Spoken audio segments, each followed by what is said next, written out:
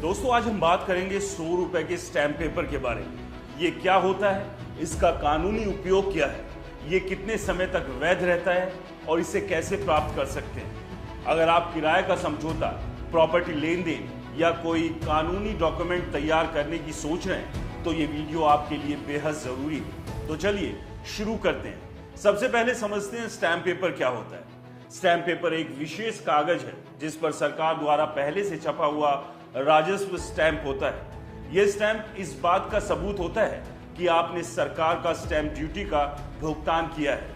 यह डॉक्यूमेंट को कानूनी रूप से वैध बनाता है और इसे कोर्ट में लागू करने योग्य बनाता है। खासकर 100 रुपए का स्टैंप पेपर कई तरह के कानूनी समझौतों के लिए इस्तेमाल होता है, जैसे किराए का समझौता, शपथ पत्र या छोटे मोटे अनुबंध। स्टैम्प पेपर मुख्य रूप से दो तरह के होते हैं। पहला इम्प्रेस्ड स्टैम्प पेपर, ये वो स्टैम्प पेपर है जिन पर पहले से ही स्टैम्प की कीमत छपी होती है, जैसे 100 रुपए का स्टैम्प पेपर जिस पर पहले से ही 100 रुपए का स्टैम्प छपा होता है। दूसरा होता है एडहेसिव स्टैम्प। ये छोटे स्टैम्प होते हैं जिन्हें आप साधारण कागज पर चिपकाकर स्टैम्प ड्यूटी का भुगतान दर्शाते हैं। उदाहरण के लिए किसी शपथ पत्र पर राजस्व स्टैम्प चिपकाना। अब सवाल यह है कि 100 रुपए का स्टैम्प पेपर किन किन कामों के लिए इस्तेमाल होता है। इसका जवाब है कई तरह के कानूनी डॉक्यूमेंट्स के लिए, जैसे रेंट एग्रीमेंट। अगर आप किराए पर मकान ले रहे हैं या दे रहे हैं तो 100 रुपए का स्टैम्प पेपर आमतौर पर इस्तेमाल होता है। शपथ पत्र यानी एफिडेविट, कोर्ट में किसी बयान को वैध करने के लिए। लोन समझौता यानी कि लोन एग्रीमेंट, छोटे व्यक्तिगत लोन के लिए। पावर ऑफ अटॉर्नी, किसी को अपनी ओर से कानूनी काम करने की अनुमति देने के लिए। साझेदारी डॉक्यूमेंट्स यानी पार्टनरशिप डीड, छोटे बिजनेस पार्टनरशिप के लिए। यह स्टैम्प पेपर समझौते को कानूनी ताकत देता है और धोखाधड़ी या विवाद को रोकने में मदद करता है। लेकिन ध्यान दें, स्टैम्प पेपर का सही मूल्य चुनना बहुत जरूरी है। अगर आप गलत या कम मूल्य का स्टैम्प पेपर इस्तेमाल करते हैं तो आपका डॉक्यूमेंट कोर्ट में अमान्य हो सकता है। स्टैम्प पेपर का मूल्य भारतीय स्टैम्प अधिनियम 1899 और आपके राज्य के नियमों पर निर्भर करता है।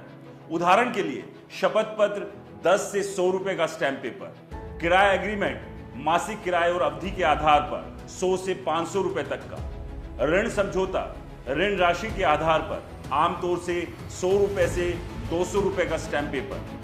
पावर ऑफ अटॉर्नी संपत्ति के मूल्य या उपयोग के आधार पर 100 से 1000 रुपए तक। अब बात करते हैं वैधता की। स्टैम्प पेपर की कोई निश्चित समाप्ति तारीख नहीं होती, लेकिन डॉक्यूमेंट की वैधता इस बात पर निर्भर करती है कि समझौता कब और कैसे तैयार किया गया। उदाहरण के लिए रेंट एग्रीमेंट आमतौर पर 11 महीने के लिए वैध होता है जब तक कि इसे रजिस्टर ना करवाया जाए। इसलिए स्टैम्प पेपर खरीदने से पहले अपने डॉक्यूमेंट की जरूरत को अच्छे से समझें। तो 100 रुपए का स्टैम्प पेपर कैसे प्राप्त करें? पहला, लाइसेंस प्राप्त विक्रेताओं से आप अपने नजदीकी कोर्ट, तहसील कार्यालय या स्टैम्प वेंडर से स्टैम्प पेपर खरीद सकते हैं। दूसरा, ऑनलाइन पोर्टल।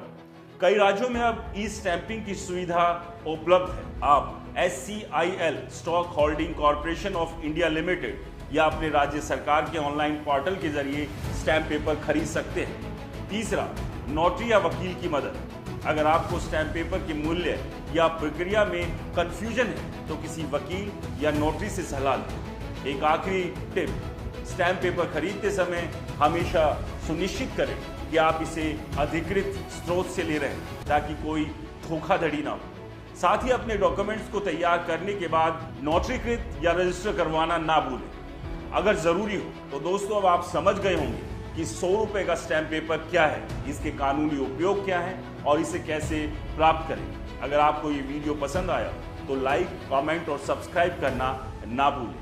नीचे कमेंट में बताएं कि आपने कभी स्टैम्प पेपर का इस्तेमाल किया है और किसके लिए। नमस्कार।